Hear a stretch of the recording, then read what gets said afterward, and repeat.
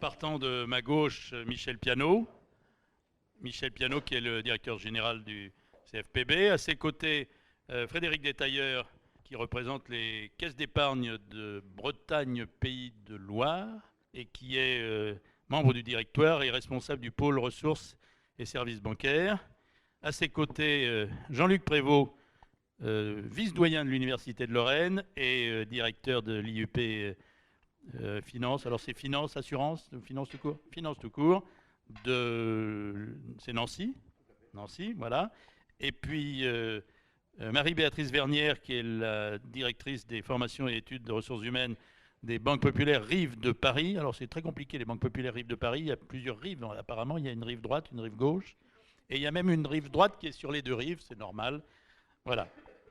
Et enfin, Patrick Portet, BNP Paribas, directeur de la formation France et président du CFA Banque, donc des populations à même de vous dire ce que sont les attentes et les orientations actuelles en matière de formation initiale et continue, étant entendu qu'il s'agit de relever un défi. D'abord, est-ce qu'on a une idée des volumes mis en jeu? Est-ce qu'il y a, Michel Piano, est-ce qu'on sait à peu près quelles sont les populations concernées, quelles sont les échéances et est-ce qu'il y a urgence en la demeure? Faites confiance aux technologies de communication, normalement ici ça marche. La volumétrie. Donc la volumétrie pour la formation initiale au niveau du CFPB, c'est environ plus de 4000 alternants par an sur environ entre 8 et 10 000 pour l'ensemble du secteur bancaire. Donc ce sont des volumes assez importants, enfin ça paraît peut-être pas comme ça, mais ça correspond quand même à des recrutements, donc même s'ils ont baissé ils ont baissé pratiquement de moitié par rapport à ce qui se faisait il y a quelques années. Aujourd'hui, une des difficultés en fait que rencontre le secteur bancaire, c'est de recruter ces jeunes et de les intéresser au métier bancaire, et même sur des volumes un peu moins importants. Un de nos enjeux aujourd'hui, c'est de trouver des gens de qualité, ce qu'on appelle la période de sourcing qui doit alimenter les propositions, les offres de postes en alternance au niveau des banques. Aujourd'hui, on a du mal à certains endroits à les compléter. Donc aujourd'hui, on a plus d'offres de la part des banques que de demandes de la part des jeunes. Voilà. Expliquez, si vous le pouvez, ce tarissement de la demande. Enfin, je pense qu'il y a, il y a un effet, il y a sûrement, on va repartir, il y a sûrement un effet image qui est... voilà, aujourd'hui, la banque n'a jamais beaucoup attiré, fait rêver, donc il faut arriver peut-être un jour à faire rêver, comme certains métiers parfois. Quand je vois les publicités, quand l'armée recrute, je me dis que l'armée arrive à faire rêver. Ben, les banques, elles n'arrivent pas à faire rêver aujourd'hui. Les assurances n'arrivent pas à faire rêver. Donc voilà, il y a un peu de boulot, quoi. Donc bon, il y a un peu ça. Il y a le fait que les métiers sont peut-être méconnus. Il y a pléthore de l'offre aussi. Hein. Je crois qu'on est encore sur un peu l'héritage des années 60, 70, où je crois que l'offre vue du consommateur étudiant potentiel, l'offre est énorme, elle n'est pas toujours lisible. Donc voilà, il y a peut-être un travail aussi à faire sur la clarté de l'offre. Donc là, on est sur la partie formation initiale. Sur les parties formation continue, on est, voilà, le CFB, aujourd'hui, on a à peu près 10 000 personnes qui passent entre nos mains. Et là, vous êtes plutôt au-dessus des standards, des professions je crois que de ce point de vue-là, les métiers bancaires sont plutôt exemplaires. Elles forment depuis très longtemps. Elles promeuvent leurs collaborateurs depuis très longtemps. Alors après les avoir insérés, les carrières continuent. Les carrières, en plus de ça, s'allongent. Et je crois que cette expérience de la formation continue va justement permettre de faire face aux défis qui aujourd'hui sont quand même relativement nouveaux par rapport à ce qui existait il y a quelques années. J'aimerais entendre des hommes de terrain ou des femmes de terrain sur ce déficit de la demande. Comment est-ce que d'abord, est-ce que vous le ressentez? Est-ce qu'il y a vraiment un tarissement de la demande? On a un véritable tarissement de la demande. Ça a commencé dès 2007. En tout cas, nous, on l'a observé à partir de ce moment-là. Alors ça, c'est Marie-Béatrice Vernière. Pour la Banque Populaire Rives de Paris. Donc, nous sommes une petite banque régionale de 1500 collaborateurs avec un territoire qui n'est pas simple et qui ne fait pas forcément rêver non plus pour les recrutements, puisque nous, c'est Noyon-Étampes. Pour ceux qui connaissent l'Île-de-France, ce n'est pas forcément des quartiers sur lesquels on va pouvoir proposer des mobilités fabuleuses, même si on peut avoir des agences dans le 6e arrondissement. En temps de transport, il faut compter entre 1 jour et demi et 2 jours. Oui. C'est à peu près ça, surtout quand le RERB fait des siennes. Donc, c'est pas forcément évident d'attirer dans ces conditions-là. L'image des banquiers absolument déplorable en ce moment qui se répand n'aide pas non plus à faire rêver par rapport à ce métier. Et assez régulièrement, on se rend compte qu'on est sur des collaborateurs qui vont venir par rapport à des choix par défaut. Voilà, c'est-à-dire que la banque, et en tout cas la banque de détail, n'était pas forcément le domaine dont ils avaient rêvé. Et ça nous a amené à être obligés Excusez-moi, mais j'ai bien entendu déplorable. Image déplorable. Ah oui, mais oui. Pour les banquiers, moi, je n'assume pas tous les jours dans des dîners de dire que je travaille dans une banque. En ce moment, c'est pas forcément, voilà. Non, le gardien de la paix cache son képi quand il rentre chez lui, mais c'est pas honteux d'être banquier. Vous n'avez pas à vous flageller quand même dans... Non, mais les médias le font bien pour nous, de ce côté-là, de nous flageller. Bon. Voilà. Donc c'est vrai que le métier fait pas rêver. Le métier en plus est de plus en plus complexe. On a fait une étude en interne pour demander à nos collaborateurs. Vous parliez tout à l'heure des managers. Aujourd'hui, nos managers, nos directeurs d'agence. Jusque-là, ils étaient, jusqu'à il y a 5 ans, 65% à recommander leur métier comme étant un bon métier. Aujourd'hui, on n'a plus que 45% de nos managers qui sont fiers de leur métier et de leur activité. Voilà, parce qu'il y a un poids, il y a une complexité, il y a beaucoup de choses qui font qu'ils ont une vraie difficulté là-dedans. En termes de volume, vous parliez de volume, c'est 7,2% de la masse salariale que consacre, en tout cas la Banque Populaire, au niveau de la formation continue. Donc c'est quand même des investissements colossaux. Pour une banque de 2500 collaborateurs, c'est 100 000 heures de formation. Donc ce sont des enjeux essentiels que l'on a. Alors même question pour les caisses d'épargne. Bon, alors j'imagine que le modèle vaut aussi pour Bretagne, Pays de Loire. C'est vrai qu'on est en province, donc ça peut être un peu légèrement différent, mais c'est sûr qu'on a une chute, par exemple, du nombre de CV. On est 3000 personnes, on recrute 200 personnes par an. Je recevais, il y a encore 3-4 ans, 12 000, 13 000 CV. Je suis à 9 ou 10 000. Donc c'est sûr que la crise bancaire est passée par là, et donc la crise d'image automatiquement. Marquez-vous, votre formation n'est pas une formation n'est pas destinée à la banque. Ah non, non, moi c'était plutôt ressources humaines au départ. Vous étiez dans la chimie, c'est ça? Moi je suis chimiste. Oui, alors par quel hasard ou accident de parcours, vous êtes-vous retrouvé dans la banque alors que vous venez de dire l'image de la banque n'est pas bonne, etc. Vous trouvez que l'image de la chimie est bonne? Non, pas forcément. Bon. Ça, je suis d'accord. Mais comme toutes les petites filles, je voulais travailler dans les parfums. Donc là, à ce moment-là, ça faisait à peu près rêver. Alors, excusez-moi, j'en reviens à Frédéric Détailleur. Donc, alors, même problème, effectivement. Avant, il y avait tellement de CV qu'on les jetait dans l'escalier. Celui qui allait le plus loin était embauché en priorité. Et en plus, on a un deuxième problème, c'est qu'on a beaucoup de CV féminins. Alors c'est facile de le dire parce que je suis une femme, ce serait peut-être plus compliqué. Mais c'est vrai qu'on a à peu près 60-65% de CV féminins et on souhaite avoir une mixité dans nos équipes. Donc mixité, c'est l'équilibre hommes et femmes. Donc d'avoir aussi des recrutements hommes. Donc moi, je souhaite avoir des recrutements autant d'hommes que de femmes. Donc ça fait plusieurs années que ça dure. Et donc automatiquement, ça demande pas mal de soucis. Enfin, ça provoque pas mal de soucis au niveau des recruteurs pour avoir cet équilibre-là. Même chose en termes de moyens engagés dans la formation, qu'elle soit initiale ou continue, vous êtes? On est à 5%. Ouais. Donc ça représente quand même des montants, ça fait 6 millions d'euros, donc c'est quand même des montants importants. Et d'où absolument une volonté d'optimiser cet investissement et ce retour sur investissement qui est important. Est-ce qu'il n'y a pas un problème de niveau d'accès à ces formations? Est-ce que quand on vient chez vous dans les IUP, on n'a pas mis la barre de plus en plus haut? Est-ce qu'il ne faut pas en avoir maintenant? Autrefois, on avait 2 années de formation, on était content et c'était évoqué tout à l'heure. Et maintenant, il faut quoi? Un master? Un magistère? Oui, peut-être, mais je voudrais déjà revenir sur le coût des CV qu'on jette dans l'escalier. Vous confondez avec les enseignants qui corrigent les copies. Non, je pensais que c'était les mêmes méthodes qui avaient été enseignées aux mêmes endroits. Non, mais pour répondre à votre question, quand on regarde le problème de la demande et donc des jeunes qui veulent intégrer nos IUP, pour vous donner un chiffre très simple, il y a 5 ans, donc c'est peut-être ce qui a été évoqué en 2007, on avait, à l'entrée de nos 8 ou 9 IUP maintenant, on avait plus de 2000 candidats. Cette année, 650. Donc c'est un chiffre qui marque vraiment peut-être la désaffection du milieu de la banque. Certes, la demande s'est un peu développée au niveau Master 1. Donc il y a déjà, ça explique un petit peu la baisse en licence 3, mais il y a eu un report vers le Master 1, mais il y a quand même une baisse très très forte. Ce n'est pas un constat uniquement de Nancy-Lorraine, c'est Non, le réseau non, des IUP tout à qui fait. est... Non, je dois dire qu'à Nancy, plutôt, on a stabilisé, mais peut-être même augmenté. Mais ça, c'est dû à la qualité de l'IUP de Nancy.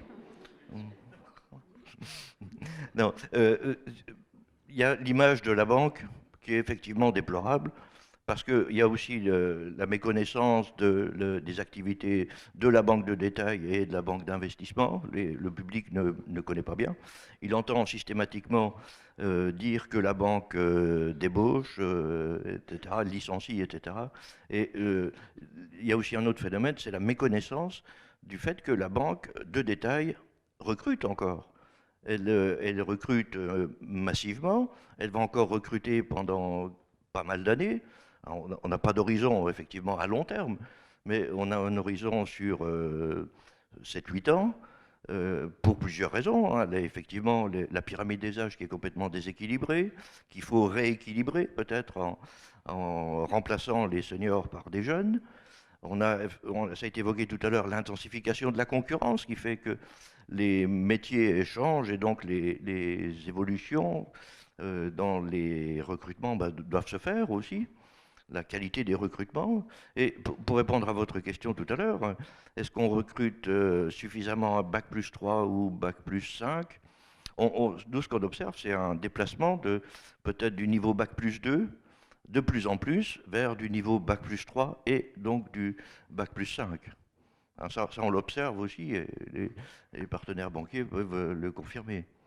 Patrick Portet, BNP Paribas, alors vous êtes responsable de la formation BNP Paribas France et également président du CFA Banque. Alors, quel est votre constat? Là, quand on écoute aussi bien Michel Piano que M. Prévost, on a l'impression quand même qu'on est dans une phase où il y a un gros trou d'air, quoi. Quelques interrogations liées à ce trou d'air. Bon, même s'il y a des réponses, on le sait, même s'il y a un tarissement de la ressource, finalement, c'est pas un chant de désespérance, mais est-ce que vous participez à ce constat d'abord? Est-ce que c'est la même chose chez vous? Et quelle parade voyez-vous qu'on puisse y apporter? Alors oui, effectivement, c'est difficile d'attirer des jeunes. On ne dit pas que c'est un métier passionnant. Le métier de banquier est un métier passionnant. Rencontrer des clients, les accompagner, comprendre leurs projets, les accompagner sur le montage de leurs projets, c'est quelque chose d'exaltant. Et on est défaillant dans notre capacité à le faire. Moi, je l'ai été pendant un certain nombre d'années. C'est vraiment des années merveilleuses. Donc voilà, je pense que là-dessus, on a un travail à faire. Ensuite, une fois qu'on a attiré un certain nombre de jeunes, effectivement, on est face à un certain nombre de défis qui arrivent, notamment dans la banque de détail, défis qui ont été présentés dans les précédentes tables rondes à l'intervention de Lily Pastré, celui de l'arrivée des nouvelles technologies et comment on fait vivre cet ensemble, comment on fait vivre un univers qui se complexifie et comment on donne des moyens à l'ensemble de nos collaborateurs, qu'ils soient de jeunes étudiants débouchant dans le monde de la banque, qu'ils arrivent dans le cadre de l'alternance, qu'ils soient collaborateurs déjà en place, qu'ils soient managers. Et ça nous amène à revisiter l'ensemble de nos politiques de formation. Il y a des banques qui financent des formations, notamment, alors peut-être pas dans le cas des IUP directement aussi, dans le cas des IUP. Alors quelques exemples, Monsieur Prévost. On en a à la table ronde. Hein. On peut commencer par là, si vous voulez. Permettez-moi de nuancer encore mon propos de tout à l'heure. Quand j'ai dit qu'il y avait de moins en moins de candidatures, c'est ce qu'on observe. Mais peut-être que les candidatures qu'on a, à mon avis, sont de meilleure qualité. C'est-à-dire que les jeunes qui s'engagent dans le monde de la banque le font plus en connaissance de cause qu'avant. C'est l'impression que j'ai. Les candidatures qu'on a, c'est des jeunes qui sont plus informés des métiers de la banque, qui se rendent compte que les métiers de la banque qui sont offerts, c'est des métiers commerciaux, Et on a plus des candidatures qui viennent d'on ne sait où. Certes, on a encore des candidatures de personnes qui viennent d'autres filières que la filière simplement économique ou financière. On a des parcours exotiques, comme la chimie par exemple, mais on fait un gros travail dans nos universités aussi pour valoriser nos formations et montrer que le métier de banquier peut attirer des gens de n'importe quel domaine. Oui, puis le scoring de l'armée française qu'on a évoqué tout à l'heure, engagez-vous, vous verrez du pays. Bon, c'est certain que même si à chaque campagne, avec ce qu'il faut de chars d'assaut et de mitraillettes en action, ils recrutent massivement, mais pas forcément au niveau qu'ils souhaiteraient. Je crois même qu'ils se sont fait refiler quelques objecteurs de conscience ou antimilitaristes dans leur dernière. Moins de pertes autorisées dans les banques. Hein. Ouais. Bon, il y a peut-être un souci d'efficacité. Un mot de formation que vous proposez ou d'association avec les universités? Alors déjà, il y a l'apprentissage. Au niveau de l'apprentissage, nous, on est à peu plus de 3%, on est à 3,3%, on est monté à 4%, on est descendu à 3,3%. Donc déjà, ça c'est un investissement relativement important, mais ça va au-delà. On a de très bonnes relations, effectivement, avec notamment tous les IUP de la région, puisqu'on est sur les deux régions, Bretagne et Pays de Loire. Et on a aussi une chaire banque finance qui s'appelle Banque Populaire Caisse d'Épargne, donc sur notre groupe. Donc ça nous permet aussi de financer la recherche au niveau de l'université, au niveau de l'IUP, pour que quelque part, on maintienne des niveaux de formation intéressants. Et ces niveaux de formation, on en a besoin, même si on recrute effectivement, alors de plus en plus à Bac+3, mais comme disait M. Pastré tout à l'heure, on ne recrute pas que des Bac+5. Et moi, je ne souhaite pas qu'on recrute que des Bac+5. Parce qu'il y a différents niveaux, il y a différents métiers, et que si on recrutait que des Bac+5, on aurait de toute façon un problème en termes de gestion de carrière. Olivier Pastré, vous disiez tout à l'heure, il faut savoir recruter du Bac+2 finalement, mais voilà. qui a peut-être un peu plus de psychologie à mettre en route ou de toute façon, on complète systématiquement la formation initiale. Même sur des Bac+5, on est obligé de compléter pour qu'ils aient aussi la culture de l'entreprise, la culture effectivement des produits, les valeurs, les systèmes de procédure, etc. Donc tout ça, ça se complète quel que soit le niveau de formation. Bruno Séjourné disait tout à l'heure qu'effectivement, vous aviez de très bons résultats en matière de performance, en matière d'alternance ou en matière d'apprentissage. Monsieur Prénaud. On peut estimer que les cursus en alternance, c'est la voie royale pour l'intégration. Hein. On est sur des taux qui sont en moyenne supérieurs, des taux d'intégration. Alors, de bout en bout, parce que ça ne se passe pas toujours dans le même établissement de départ. Souvent, les étudiants ou les alternants passent d'un établissement à l'autre, ou éventuellement, un alternant en BTS va continuer un cursus en licence parce qu'il veut progresser et rentrer dans un établissement à un niveau un peu plus élevé. Mais il y a des formations, notamment des cursus en master, sur lesquels on a 100% d'intégration, 100% de réussite. Hein. Donc, après, qu'est-ce qui arrive? C'est des accidents de la vie qui peuvent intervenir. Donc, c'est la voie royale pour l'intégration, enfin, sur la partie formation initiale, pour l'intégration et la connaissance du système bancaire et des établissements bancaires. Et puis, c'est un bon poste d'observation aussi pour les banquiers, hein, pour l'employeur qui voit un peu comment ça se passe. Il faut juste quand même souligner qu'une partie de ces taux qui sont quand même, de ces taux d'intégration qui sont quand même très, très élevés par rapport à d'autres métiers, c'est quand même la présence quasi systématique, du moins c'est le cas au CFPB, de tuteurs qui accompagnent les alternants sur l'ensemble du parcours. Donc 4000 alternants, derrière, c'est 4000 tuteurs. 4000 tuteurs qui sont formés et qui seront suivis et qui seront un peu chapeautés aussi par les équipes du CFPB. Pardon ? Les éléments que l'on peut mettre en place avec les universités et les UT en particulier, les UP en particulier, on a eu la possibilité, nous, de travailler avec l'IUP de Caen pour mettre en place une formation à destination de nos conseillers particuliers, donc qui ont souvent été recrutés à Bac+2, Bac+3, et les faire évoluer vers le métier de conseiller patrimonial. On a mis en place cet accord avec l'IUP et c'est un accord qui est extrêmement intéressant parce que c'est un accord qui est gagnant-gagnant. C'est-à-dire que nous, on bénéficie de toutes les compétences de l'IUP de Caen d'un point de vue juridique, fiscal, sur lequel nous, pour nous mettre à niveau ou trouver des compétences, ça serait extrêmement complexe. Les intervenants de l'IUP viennent dans nos locaux, se déplacent, c'est-à-dire que l'université se met vraiment complètement à la disposition de l'entreprise et en plus a été intégré dans le cadre du diplôme les aspects comportementaux, commerciaux de la relation client qui sont propres à la Banque Populaire Rive de Paris, c'est-à-dire qu'on est vraiment sur un module spécifique, un diplôme spécifique qui a été créé pour nous et qui est complètement adapté à l'évolution en termes de formation continue de nos collaborateurs. il faut proposer des formations, je ne veux pas dire sur mesure, ou aux dimensions, à la taille de l'établissement bancaire concerné ou...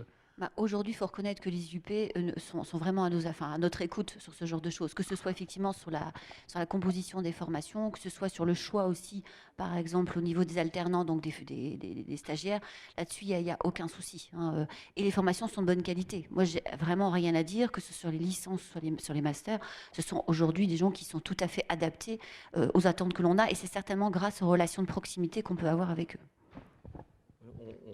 On fait... Vous m'entendez? Oui. Oui.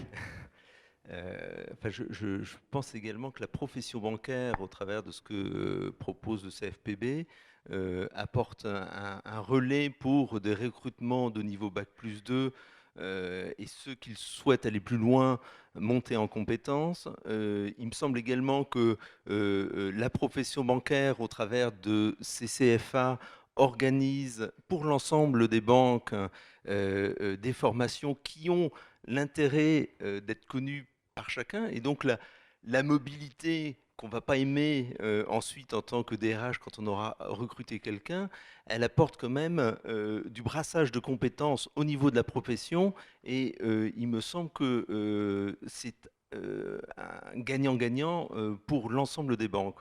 Et on est assez mobilisé sur ces sujets-là collectivement. On avait tout à l'heure quelqu'un d'ING Direct. Est-ce que dans vos formations, on voit les gens choisir finalement d'aller vers ces banques en ligne, vers cette banque dématérialisée, ou est-ce qu'au contraire, on vient parce qu'on se dit qu'on aura un jour, on sera dans la banque de détail et qu'on aura ses clients et qu'on connaîtra pendant ces années. La dématérialisation, elle nous concerne à plusieurs niveaux. C'est-à-dire qu'elle nous concerne avec nos clients qui, de toute façon, mènent de front la relation. C'est-à-dire qu'on se rend compte que par les nouvelles technologies, ils viennent moins en amont dans les agences. Ils viennent un peu plus tard dans les agences avec un niveau d'exigence relevé. Donc, il faut être capable de répondre là-dessus. Et donc, il faut qu'on accompagne nos collaborateurs en matière de formation là-dessus. Mais ces nouvelles technologies, elles ont une incidence sur le comportement managérial. Donc, il faut accompagner les managers sur ces sujets-là. Et puis, revenons-en au sujet de la formation, elles ont un impact très fort sur la formation. C'est-à-dire qu'aujourd'hui, en matière de méthode pédagogique, nous devons intégrer une approche qui tient compte de ces nouvelles technologies. Dites-moi un mot des seniors. Aujourd'hui, ils ont intégré le paysage de la formation et notamment dans la formation continue, ils sont devenus incontournables. Ils l'ont toujours intégré et je pense que, très honnêtement, on ne raisonne pas entre seniors et juniors. Aujourd'hui, je crois qu'il est à peu près reconnu que les capacités d'apprentissage, quelle que soit la classe d'âge, sont à peu près équivalentes. Après, je crois que le sujet, ce n'est pas le senior en tant que tel, c'est la motivation de personnes qui, sur des carrières un peu plus longues, doivent être relancées et doivent reconnaître qu'ils ont aussi encore des possibilités de bouger, une employabilité, une capacité à faire autre chose. Donc le problème des seniors ne se pose pas en tant que tel, il se pose juste en tant de comment on peut motiver et amener sur des cursus de formation des catégories de population qui jusqu'à présent, pour des raisons diverses, n'y avait pas accès ou n'y pensait pas. Et il y a une offre au CFPB il n'y a pas d'offre spécifique senior, il y a des offres qui sont transversales. Et... Je suis dans la logique d'Olivier Pastré. À un moment donné, il faut se demander si on n'a pas des produits adaptés à notre âge. Non, mais il n'y a pas besoin de produits adaptés à votre âge. Je crois que l'apprentissage marche pour tous les âges et à tout moment. Quand l'industrie bancaire investit autant dans la formation continue, vous avez entendu des taux assez élevés, en règle générale, ça sert à l'ensemble des populations. Voilà, donc quand on fait, vous annoncez 7%, je pense que l'industrie bancaire est en moyenne autour de... au-dessus des standards, oui. Ça profite quand même à l'ensemble des populations, donc des seniors. Sur quoi est-ce qu'il faudra faire porter les efforts? Vous fêtez les 20 ans des IUP. J'ai envie de vous dire quelle est la suite du programme. Merci de cette remarque. N'oublions pas que c'est quand même notre anniversaire. C'est nos 20 ans, et avant d'envisager l'avenir, peut-être regardons le passé, parce que cette question des IUP, on peut se la poser légitimement. Qu'est-ce que c'est que ces trucs-là, les IUP de finance? Ça a été créé il y a une vingtaine d'années, donc. à la suite de constats de certains collègues dans nos facultés qui se rendent compte que des jeunes sortant avec une maîtrise d'économie, de gestion, se retrouvaient caissiers dans les hypermarchés pour la plupart. Les UP ont été créés à la suite de quelques pionniers, à la fois banquiers et à la fois universitaires, qui se sont regroupés pour créer ces instituts universitaires professionnalisés. Donc pour mener des formations à des métiers, une véritable professionnalisation, comme on la pratique de la manière la plus totale possible dans nos IUP, de manière totalement assumée dans nos IUP, puisque ça a été rappelé tout à l'heure, hein, la profession bancaire, elle intervient à tous les niveaux, dans le recrutement, dans la formation, dans la conception des enseignements, dans l'accompagnement des étudiants et bien évidemment dans l'emploi et dans l'apprentissage, puisque c'est une des forces de l'IUP. Je remercie aussi Michel Piano d'avoir évoqué le problème des tuteurs. C'est pour nous extrêmement important parce que quand on regarde l'avenir, comment on doit former nos jeunes, il y a les nouvelles technologies, mais les nouvelles technologies, elles seront dépassées dans quelques années. Les nouvelles technologies, c'est que des moyens. Il nous faut redonner du sens, nous, à nos formations. Donner du sens à nos financiers, c'est, par exemple, ce qu'on a fait dans nos IUP, c'est introduire de la philosophie, de l'éthique, dans nos masters de finance. Sans aller jusqu'à certaines formations en Allemagne, carrément des masters de philosophie et finance, mais on a introduit ça dans nos études pour donner du sens.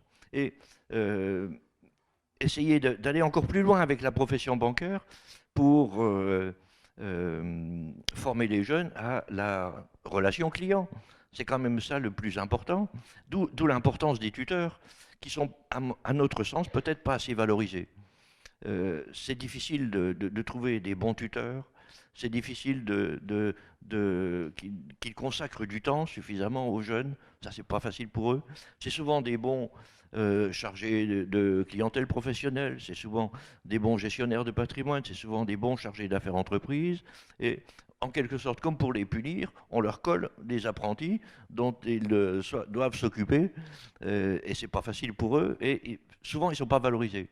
Donc un des défis, peut-être pour nous, c'est d'associer encore plus les tuteurs à nos formations, à nos cérémonies de remise des diplômes, les choses comme ça. Vraiment les associer parce que je pense qu'ils le méritent. Mesdames, vous arrivez à faire passer le message du tutorat nécessaire, voire même indispensable, si on écoute M. Prévost? Oui, alors, moi je pense qu'ils sont valorisés parce qu'effectivement, dans l'appréciation, justement, on apprécie ce côté pédagogique, suivi, accompagnement. C'est souvent d'ailleurs pas des managers pour nous, on préfère prendre des non-managers, mais ça leur donne justement des qualités, des aptitudes au management. Donc c'est un bon passage.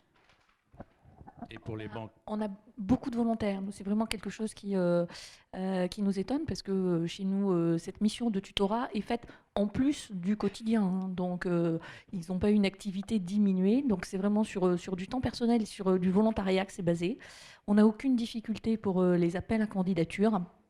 Et on aime bien avoir des belles réussites, c'est-à-dire que lorsqu'on recrute, que ce soit un apprenti ou même lorsqu'on fait accompagner en formation diplômante, en formation continue un collaborateur, on propose qu'il soit avec un tuteur.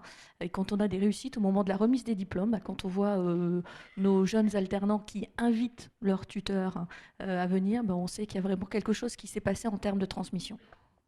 Michel Piano, est-ce qu'au bout du compte, il n'y aurait pas eu un paradoxe? La France attend monts et merveilles, des formations, on aurait un déficit de formation, on serait tous sous ou mal formés. Est-ce que la banque ne serait pas finalement une heureuse exception dans ce supposé désastre national, le déficit de formation? Je crois que la réponse est oui. Oui, je pense que les banques ont investi ce sujet de la formation depuis très très longtemps. Je pense que la spécificité quand même du métier bancaire, c'est que c'est quand même un métier c'était déjà un métier compliqué, c'est un métier de plus en plus complexe avec tout ce qui arrive en termes de réglementation et en termes comportemental, parce que là on n'a peut-être pas évoqué beaucoup le sujet ou de manière un peu indirecte tout à l'heure, mais le client ne se considère plus de la même façon aujourd'hui qu'il y a quelques mois, quelques années. Tout cela évolue. La défense des intérêts du client commence à prime. Donc il faut former il faut faire évoluer les comportements des gens qui sont en face de ces clients, des collaborateurs qui sont en face de ces clients, de manière à ce que le discours change et que le client revienne au centre de la discussion et de la considération, et que là, on retombe sur effectivement la composante conseil, et pas uniquement la composante je vends un produit et à la fin de la journée, je fais le total de ce que j'aurais vendu, quoi. Est-ce que tout ça, mis bout à bout, arrivera à faire évoluer l'image?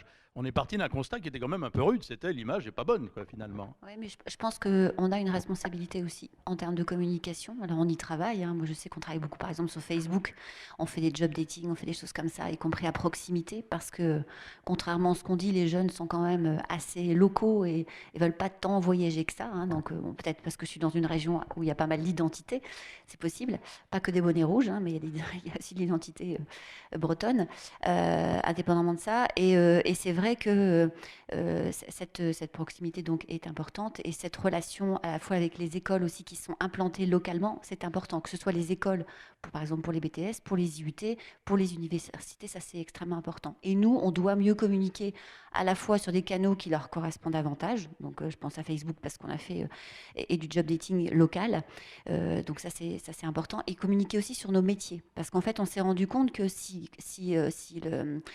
ne postulent pas, s'ils ne déposent pas leur candidature, c'est parce qu'ils ont l'impression qu'ils vont être des agents d'accueil.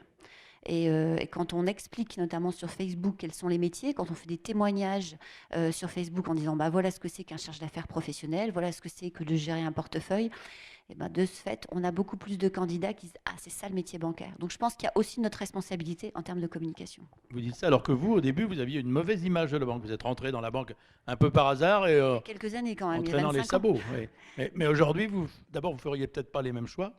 Ou en tout cas, vous n'auriez peut-être pas le même a priori. Ce qui est formidable dans le métier bancaire, c'est que c'est tellement transformé en 25 ans que je pense que c'est une formidable aventure. Et je pense que l'aventure est encore devant nous, parce qu'on a beaucoup parlé tout à l'heure, et c'est un sujet qui m'intéresse beaucoup, c'est la partie du mixage entre la relation physique en agence et la relation à distance. Moi, j'y crois beaucoup.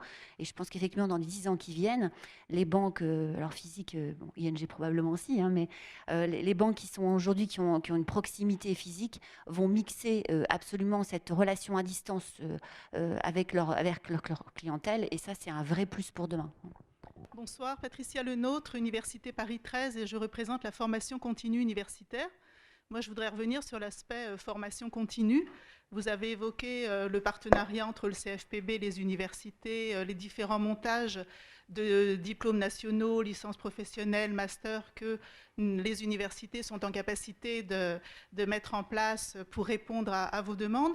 Il y a un point qui n'a pas été évoqué. M. Portet a parlé de montée en compétences. Et dans le cadre de la montée en compétences, moi, je voudrais revenir sur deux notions, peut-être deux dimensions. L'une qui est qu'effectivement, dans le cadre de cette montée en compétences, les centres de formation continue des universités sont aussi en capacité d'avoir des réponses tout à fait appropriées pour répondre à la volonté de sécuriser les parcours professionnels. Deux exemples, vous avez évoqué la question des tuteurs, des tuteurs dans le cadre de l'apprentissage.